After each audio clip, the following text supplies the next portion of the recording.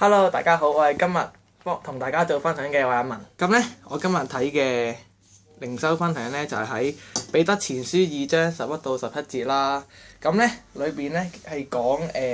我哋基督徒咧應該要有嘅行為啦，講嘅説話啦，又或者日常生活做嘅嘢呢，係好影響到我哋傳福音啦咁樣做嘅。咁呢喺入邊呢，我覺得呢最大嘅得着咧就係可以知道點解咧好多時教會啦，我哋覺得教會好少人喎，其實係邊個責任咧？咁其實我覺得可能係我自己唔單止係我啦，或者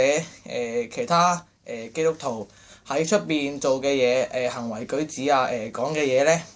都係唔符合主嘅心意嘅。咁例如啦，可能雖然你喺出邊同啲同學食飯啦，你會祈禱嘅，但係祈完禱之後，你會唔會真係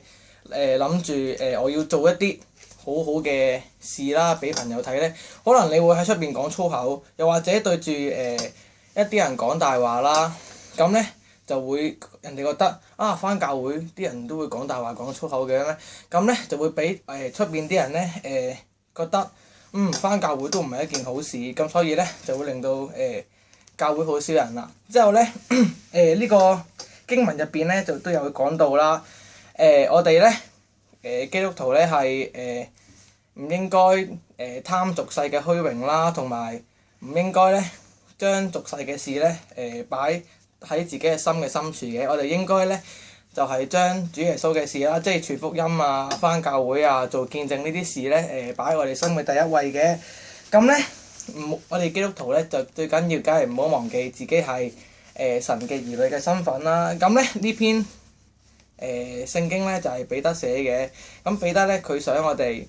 記住，我哋嚟到呢個世界上咧就唔係留戀呢個世界嘅嘢嘅。咁咧我哋應該咧就喺呢個世界俾更多人知道主嘅福音嘅。咁呢個就係我嘅分享啦。拜拜。